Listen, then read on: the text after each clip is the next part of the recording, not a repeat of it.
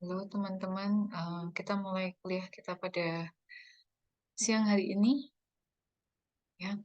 Kita akan melanjutkan materi kita yang lalu mengenai asam lemak. Jadi minggu yang lalu kita sudah berbicara tentang asam lemak sampai dengan trigliserid, triacilgliserid. Jadi untuk selanjutnya di bagian lipid asam lemak yang merupakan komposisi membran sel itu kalian eh, pelajari sendiri ya. Jadi kalian baca-baca dan kalian pelajari sendiri.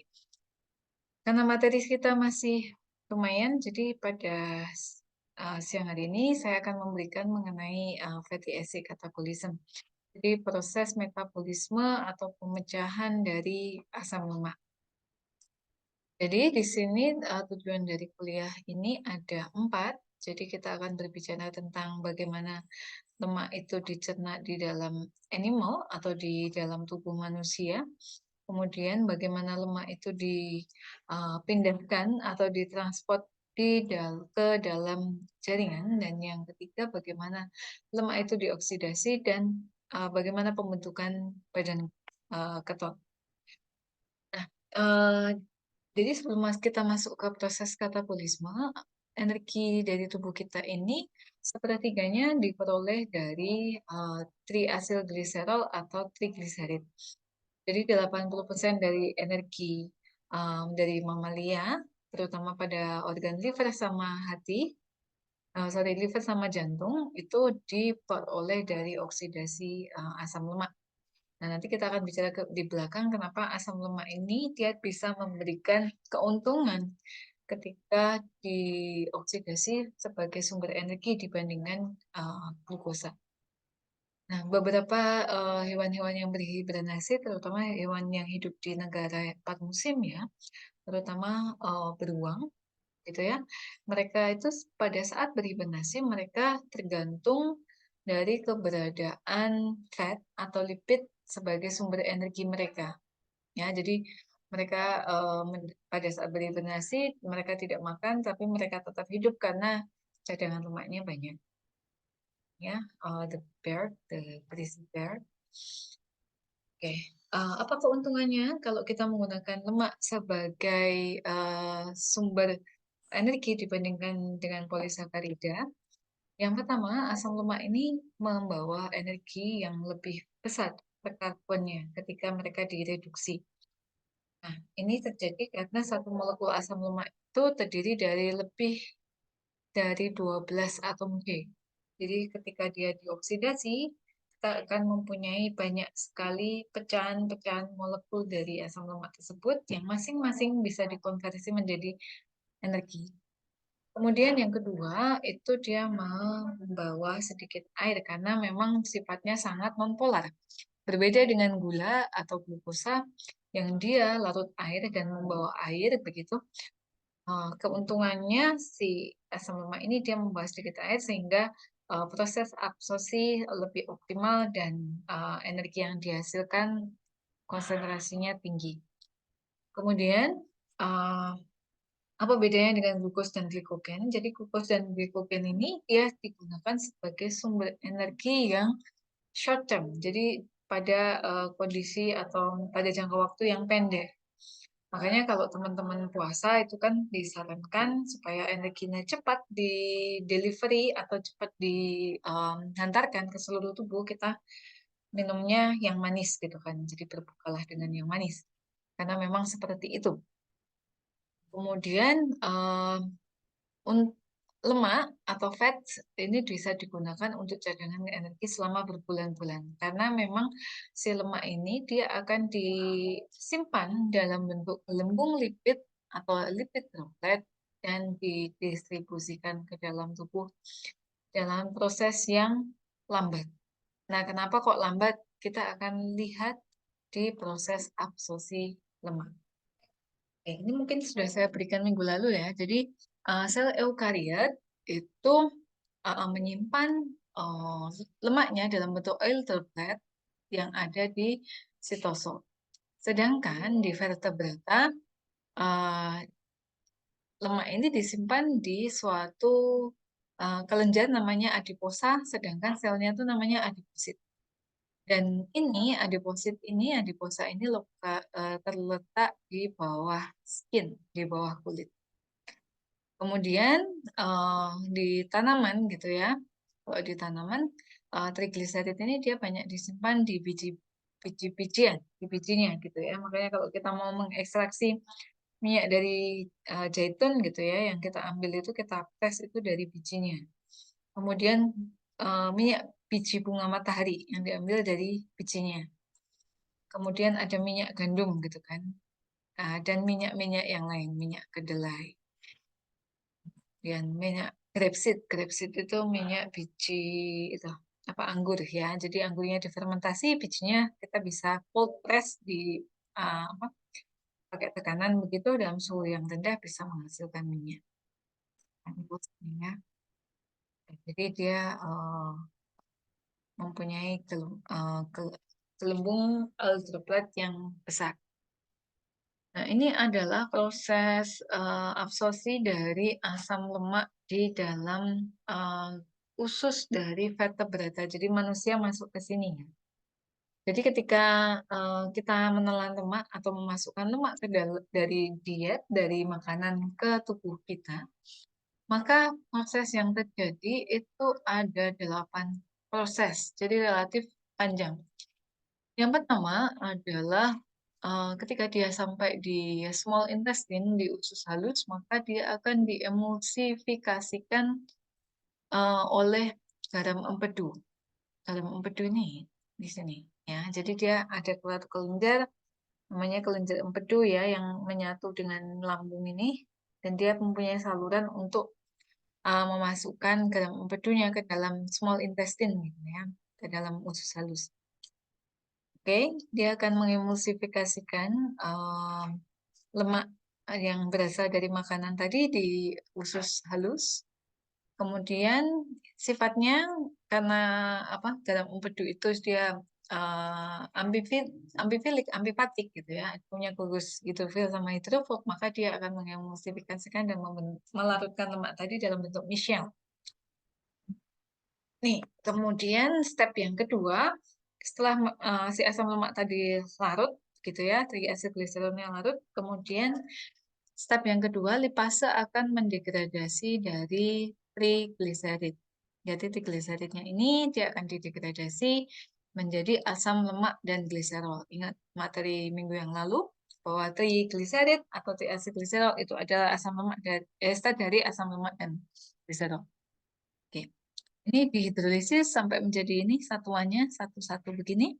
Setelah itu dia akan diapik. Diapik itu diambil atau diserap di intestinal mucosa. Jadi ini adalah mucosa intestin, gitu ya, mucosa intestin. Jadi ketika dia masuk ke mucosa intestin, si asam lemak dan gliserol tadi, di dalam mucosa intestin dia akan dibentuk suatu massa yang namanya kilomikron, ya, kilomikron. Ya, kilomikron itu apa, Bu? Jadi kilomikron itu sebenarnya kayak seperti bentukan liposom begitu. Jadi kayak bentuknya sel gelembung begitu. Dia akan dikelilingi oleh fosfolipid nih, yang warna biru ini fosfolipid. Kemudian di dalamnya itu ada gliserid dan kolesterol alkohol, sorry, kolesterol ester. Kemudian ada kolesterol. Ya, jadi dia akan gabung sampai menjadi massa begitu yang bulat. Kemudian di sini itu ada apolipoprotein yang bergabung. Di sini contohnya adalah P48, C3, dan C12. Jadi apolipoprotein ini, teman-teman, inilah nanti yang akan sebagai penanda si kilomikron itu. Dan mereka itu bisa mempunyai fungsi khusus. Misalnya apa? C2 yang ada pada kilomikron ini, dia bisa mengaktifkan enzim lipase. Mari kita lihat pada step sebelumnya. Jadi, ketika di intestin ini, mereka digabung gitu ya. trigliserid, kolesterol, fosfolipid, ada apolipoprotein bergabung jadi kilomikron. Nah, kilomikron inilah yang nanti dia akan bisa ditransport ke sistem limfatik dan sistem sistemik. Jadi bisa sistem pembuluh darah dan sistem limfatik. Kemudian dia bisa masuk ke small intestine, ya, small intestine, ke usus halus. Nah, ketika dia di usus halus, maka di sini dia si apolipoprotein tipe C2 tadi, ApoC2 ini, dia bisa mengaktifkan enzim yang namanya enzim lipoprotein lipase, dan dia akan mendegradasi kilomikron tadi menjadi komponen-komponennya. Jadi trigliserid dia akan degradasi kembali menjadi asam lemak dan gliserol. Kemudian dia akan diaptek atau diserap oleh mukosa usus kembali dan dia bisa ditransport ke sel. Nah, sel di sini ini bisa berupa miosit. Miosit itu sel otot, sedangkan atau adiposit. Adiposit itu adalah sel lemak, sel yang bisa menyimpan lemak. Nah, kalau di miosit maupun adiposit, di sini kalau langsung digunakan sebagai sumber energi, maka triacylglycerol ini dalam bentuk fatty acid atau asam lemak ini dia akan masuk ke dalam siklus Krebs menjadi CO2 dan menghasilkan ATP. Sementara kalau dia tidak langsung menghasilkan energi, tapi dia kelebihan gitu ya, kelebihan energi, dia bisa kembali diesterifikasikan dalam bentuk trigliserid. Jadi sedikit lebih rumit ya, karena dia harus dipecah, diserap, digabung, kemudian kilomikron digabung lagi, masuk ke aliran darah, kemudian dia dipecah, diabsorpsi. Ya, oke. Kemudian ini adalah penampakan plasma darah kita setelah makan dan pada saat puasa, setelah puasa. Jadi kalau yang puasa karena kita tidak mendapatkan dietary intake fat dari luar, maka dia jernih. Sedangkan yang tidak puasa setelah makan dia akan ini keruh ya, karena ada kilomikron di situ. Nah, bagaimana nasib dari hasil hidrolisis dari triacylglycerol? Jadi hidrolisis dari triacylglycerol ini nanti akan menghasilkan asam lemak dan gliserol gitu ya. Jadi di sini nanti dua-duanya akan bisa dikonvert menjadi energi, hanya nasibnya beda. Nah, proses ini diatur oleh suatu enzim yang namanya lipase, of course ya. Lipase adalah enzim yang menghidrolisis lemak begitu. Lipase dia akan diregulasi oleh hormon glukagon dan epinefrin. Oke. Mereka itu hormon, jadi memberikan perintah ke otak. What should they do, gitu ya. Epinefrin dia memberikan perintah berupa we need energy now. Jadi karena epinefrin ini hormon untuk berbagai macam aktivitas fisiologis seperti vasokonstriksi, kemudian kenaikan tekanan darah, maka dia butuh energi, ya kan? Jadi perintahnya we need energy now. In another way, kalau kita ada hormon yang lain seperti glukagon, maka dia akan memberikan perintahnya, oh kita tidak punya glukosa nih. Jadi glukagon ini adalah hormon yang sensitif terhadap kenaikan kadar gula yang ada di dalam darah. Jadi kalau kita nggak punya glukosa, maka dia akan ngasih perintah, oh kita nggak punya glukosa nih. So what? Jadi energi bisa diambilkan dari hasil hidrolisis dari trigliserid, ya. Oke. Nah, ini yang namanya yang saya singgung sedikit tentang bagaimana regulasi hormon terhadap metabolisme lipid. Jadi hormon ini bisa ketemu dengan reseptor. Tipe reseptornya adalah GPCR, G protein coupled receptor. Ini tipenya adalah tipe yang GS. Jadi kalau dia ketemu sama hormon, dia akan melepaskan subunit GS-nya. Kemudian dia akan mengaktifkan enzim yang namanya adenylyl siklase. Kemudian enzim adenylyl siklase ini dia akan mengkatalisis reaksi siklisasi ATP menjadi CAMP, ya. Jadi CAMP ini adalah siklik AMP, adenin monoposfat. Kemudian adenin monoposfat dia akan mengaktifkan protein kinase A. Jadi PKA itu protein kinase A, ya.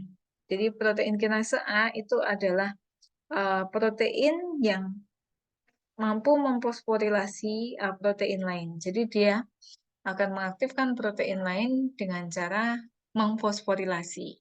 Ya, jadi pasti dia akan memindahkan gugus fosfat.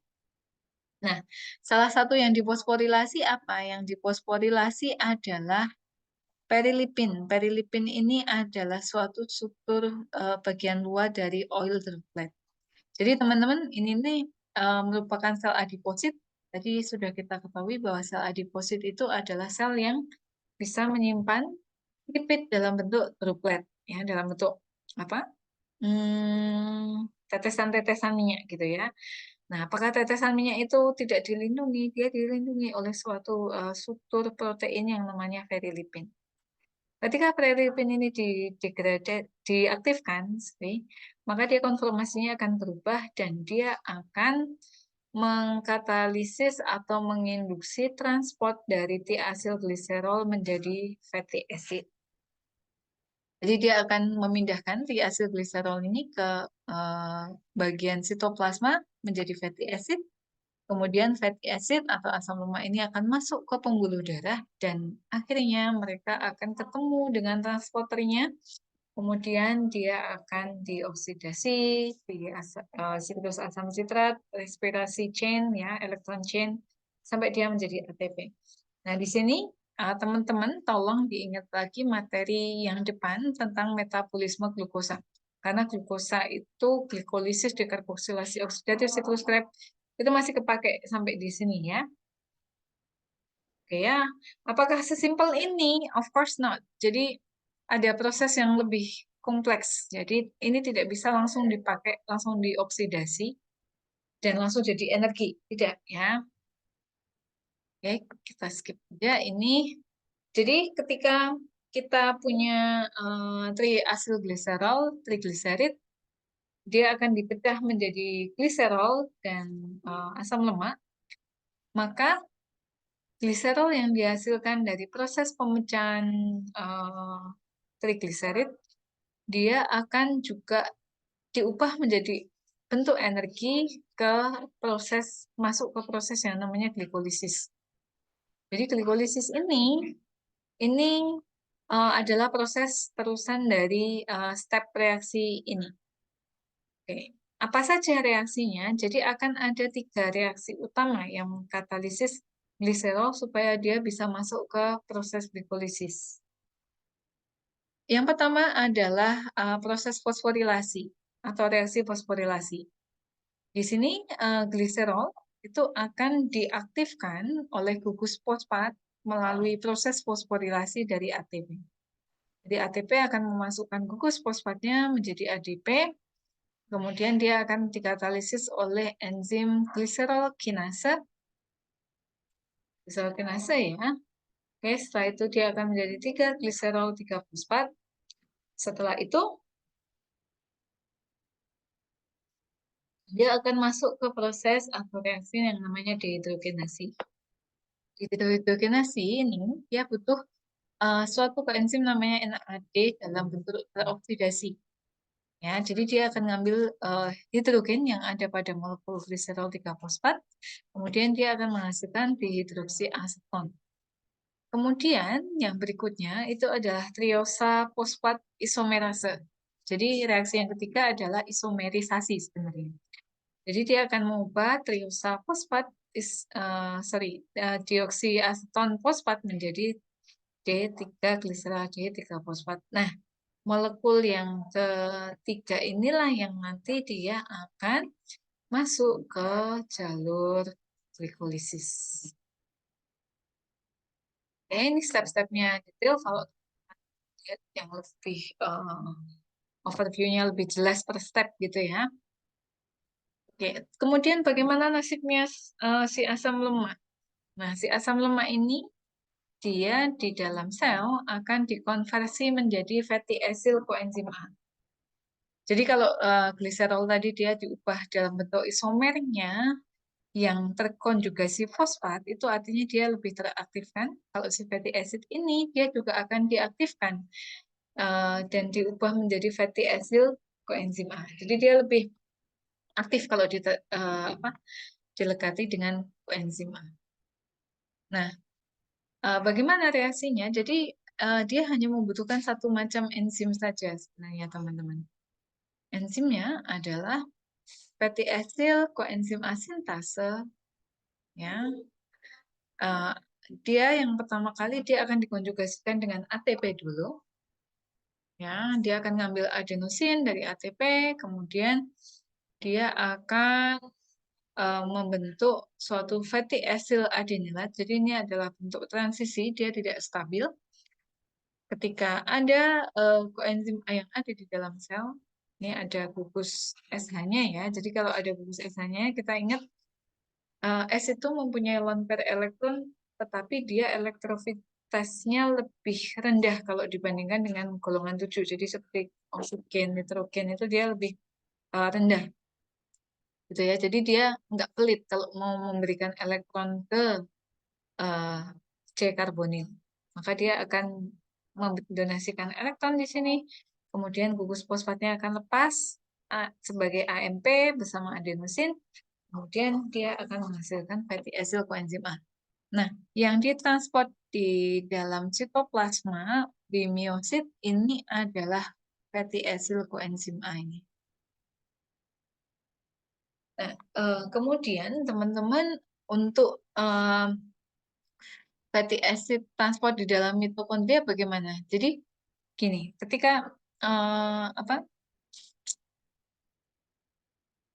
lemak itu trigliserid itu masuk ke dalam sitoplasma gitu ya di miosit, maka dia tidak langsung mengalami degradasi gitu ya atau mengalami oksidasi tidak, tapi dia diaktifkan tadi oleh fatty acyl koenzim A. Nah, fatty acyl koenzim A inilah yang nantinya akan dioksidasi. Di mana letak oksidasinya? Letaknya bukan di sitoplasma, tapi dia harus ditransport di mitokondria. Nah, bagaimana mekanisme transportnya? Jadi kalau C-nya kurang dari 12, maka dia akan berdistribusi atau berdifusi melalui fosfolipid bilayer dengan mudah. Tetapi kalau asam lemaknya besar lebih dari 12, maka dia butuh transporter yang namanya acyl carnitin transporter. Ini carnitin ya. Jadi di dalam mitokondria kita itu punya transporter yang namanya transporter carnitin. Nah, kenapa kok carnitin ini penting? Karena carnitin ini bisa jadi sumber energi gitu ya di dalam mitokondria. Makanya kalau teman-teman uh, minum energy drink gitu, kalau kalian aware terhadap komposisinya, itu ada komposisi yang menyebutkan bahwa dia itu mengandung carnitin. Kemudian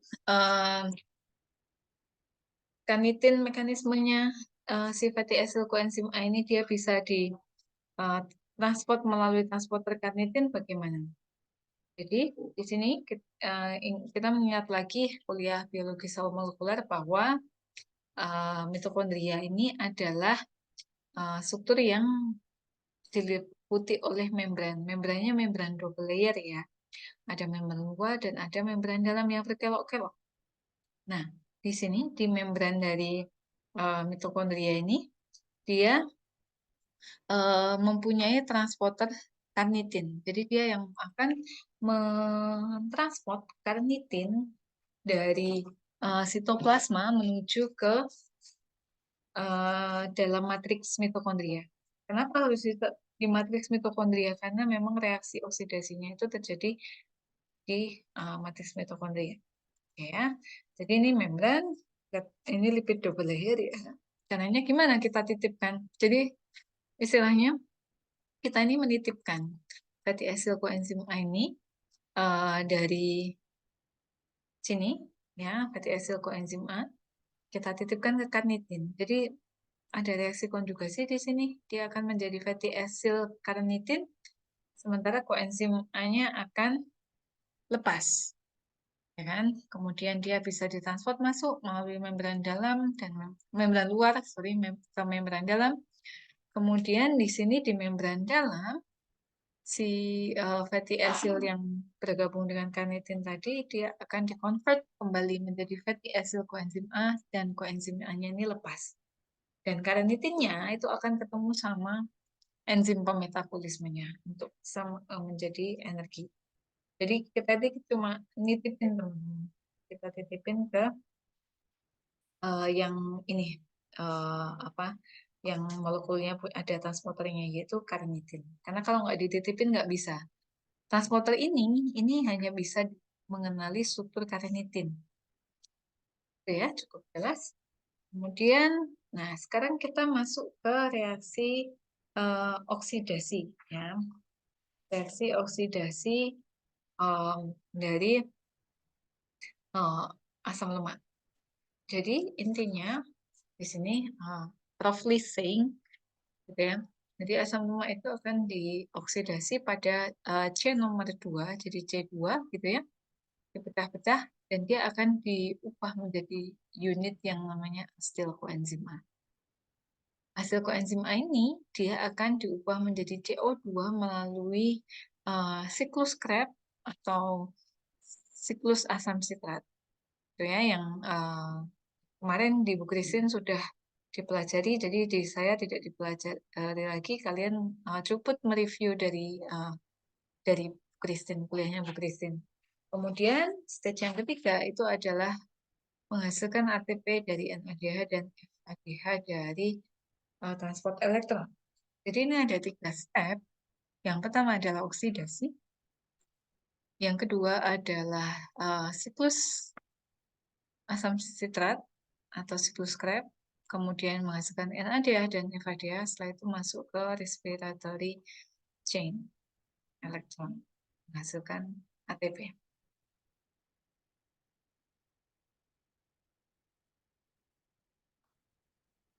Nah, mari kita lihat bagaimana reaksinya satu persatu. Jadi, asam lemak ini akan pecah pada C nomor 2, 1, 2. Nah, dia akan pecah di sini. Nah, ini namanya beta oksidasi asam lemak.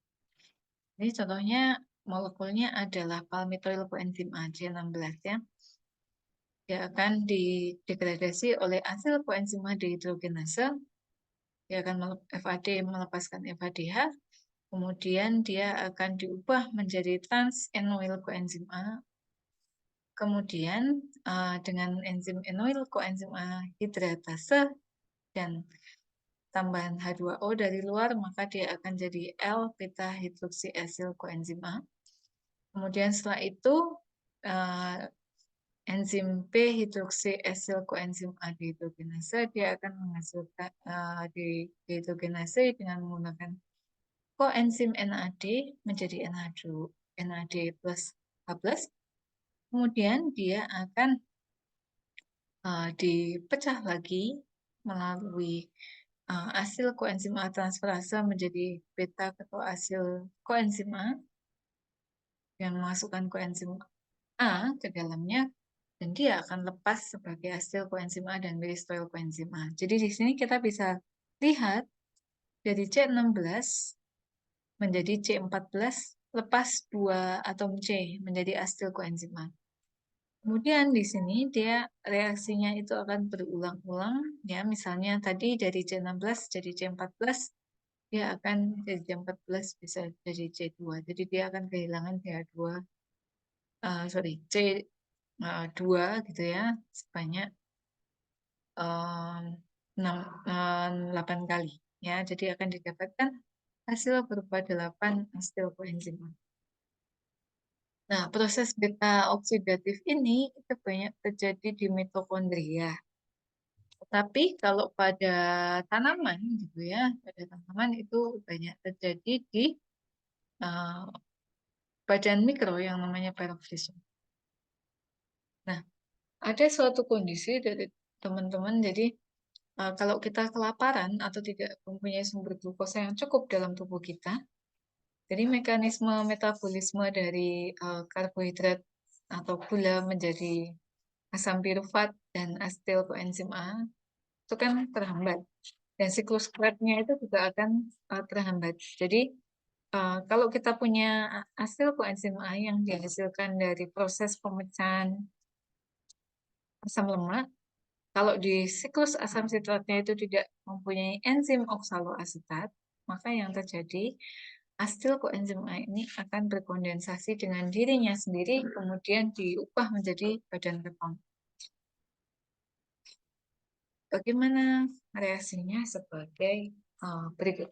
Ya, ini reaksi detailnya. Jadi, asetil koenzim A akan berkondensasi dengan dirinya sendiri melalui enzim tiolase. Dia akan melepaskan koenzim A, kemudian dia akan membentuk asetil koenzim A dengan bantuan HMG koenzim A sintase. Dia akan berubah menjadi HMG koenzim A, beta hidroksi beta metil glutarik koenzim A. Setelah itu, HMG koenzim A ini bisa dihidrolisis atau dihilangkan gugus asetil koenzim A-nya melalui HMG koenzim aliasa, membentuk asam asetoasetat. Nah, asetoasetat ini dia bisa didekarboksilasi menjadi aseton dan atau dia bisa dihidrogenasi ya menjadi beta hidroksibutarat ya. Dia menghasilkan NAD. Nah, ketika bahan ini atau ketika senyawa ini, inilah yang bisa membentuk badan keton yang dapat dimanfaatkan sebagai energi, terutama hanya oleh liver sendiri. Organ lain ada yang bisa, ada, tetapi tidak selalu bisa. Jadi hanya liver saja yang obvious, absolutely, ya, bisa menghasilkan energi dari badan keton. Nah, ini di badan keton ini, gitu ya.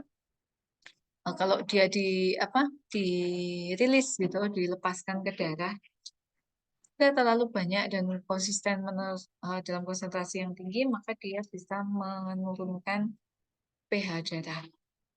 Ya, khususnya asetoastat sama beta hidroksibutirat ini, dan dia akan berbahaya. Jadi pH darah itu kan 7,2 sampai dengan 7,4. Jadi kalau terlalu rendah maka dia akan nah, PR dari kalian tugasnya adalah ini membuat review sedikit pakai tulis tangan gitu ya di HPS. Terserah marginnya whatsoever. Nanti saya akan buatkan tempat atau template untuk mengupload dari tugas kalian itu isinya bagaimana kalau badan keton itu dilepaskan secara berlebihan di dalam pH. Jadi kalian boleh mengacomot apa ya, bagan, gambar atau apapun, tapi harus ada referensinya dari mana. Ya, nanti dikumpulkan minggu depan dan lewat LMS. Tulis tangan ya, nggak usah apa diketik. Kalau diketik kalau bahasa gampang. Jadi harapannya kalau dengan tulis tangan itu paling tidak, meskipun kalian mendapatkan jawaban dari bahan dari teman kalian atau dari jurnal atau dari buku itu kalian sudah membaca. Yes. Kemudian ini summary dari bab 17 mengenai katabolisme dari lipid. Yang pertama, lipid itu bisa digunakan untuk sumber energi pada animal.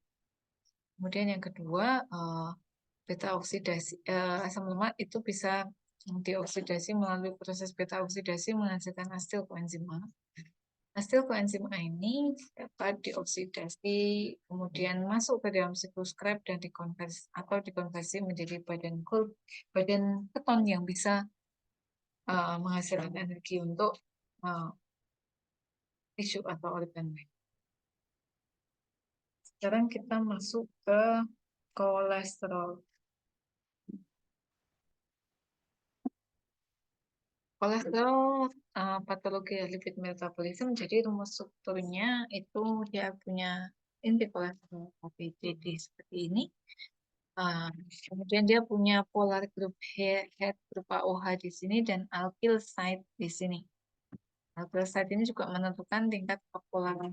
Ada yang dia itu steroid tapi dia mempunyai rantai jumping yang sangat hidrofilik sehingga dia bisa sifatnya amfifatik atau bisa bersifat surfaktan ya. Contohnya apa?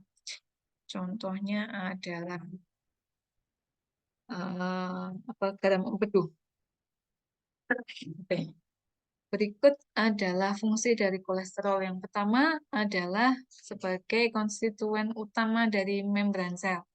Jadi kalau kita pernah belajar membran sel di semester 1, itu kolesterol itu ada di situ sebagai penyusunnya, dan dia itu fungsinya adalah untuk memberikan fleksibilitas si membran sel tersebut terhadap tekanan, jadi relatif fleksibel.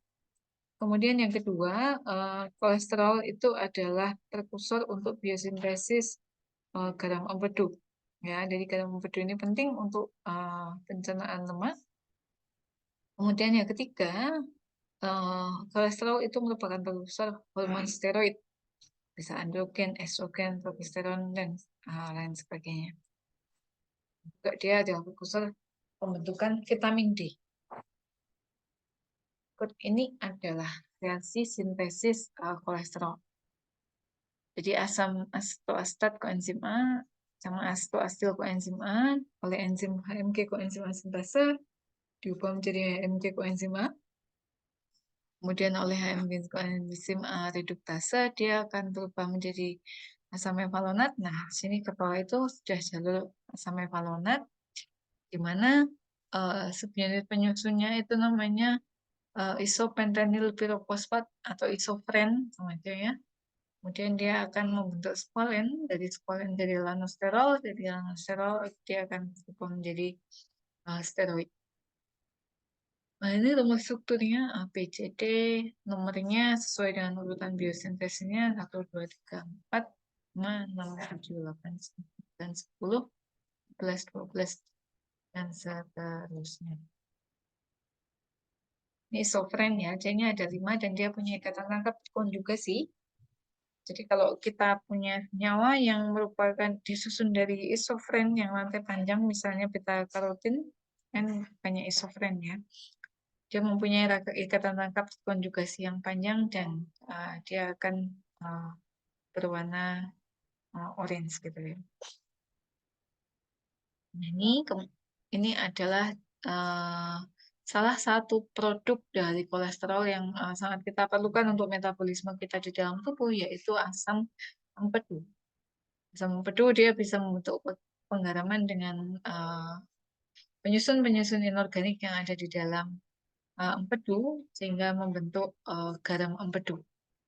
Ya, di sini sifatnya non polar, di sini polar. Jadi dia bisa mengemulsifikasikan lemak sebelum dia bisa didegradasi. Lemaknya tersebut bisa didegradasi di dalam tubuh. Kemudian ini adalah jalur biosintesisnya dari garam empedu. Dari kolesterol menjadi hidroksilasi menjadi 7 alfa hidroksikolesterol. Kemudian dia akan mengalami hidroksilasi lagi menjadi beberapa step menjadi senoksideoksikolil koenzim A. Kemudian dia bisa menjadi tauro dan glikosenoksideoksil acid ini. Kemudian litokolik acid. Jadi ini tauro dan glikosenoksideoksikolik acid ini adalah asam empedu yang primer. Ketika dia masuk ke jalur biosintesis yang sebelah kiri ini, dia akan menjadi kolil koenzim A, kemudian dia bisa dikonjugasikan dengan taurin, menghasilkan taurokolik acid, atau dengan glisin menjadi glycolic acid. Dua-duanya ini adalah empedu yang primer. Kemudian dia bisa dimetabolisme lagi lebih lanjut menjadi asam empedu yang sekunder. Jadi kalau ditanya asam empedu yang primer apa saja, ada tauro dan glycosenoxidioxycholic acid sama taurocoli sama glycocolic acid. Ini komposisi empedu, jadi sebagian besar adalah air, kemudian solidnya hanya 2,4%. Kemudian dia dibagi menjadi dua, organic substance dan inorganic substance. Inorganic substance ada empedu, bilirubin, ada kolesterol, fatty acid, lecithin, dan musin. Sedangkan yang inorganik ini berupa ion-ion seperti sodium, kalsium, potasium, klorid, sama bikarbonat. Dan ini bisa membentuk garam empedu dengan bile acid atau garam asam empedu ya. Ini adalah fungsinya. Oke, saya rasa kuliah kita cukup sekian. Ada tugas nanti saya buatkan ini di LMS. Kalau ada pertanyaan minggu depan bisa ditanyakan. Oke, terima kasih.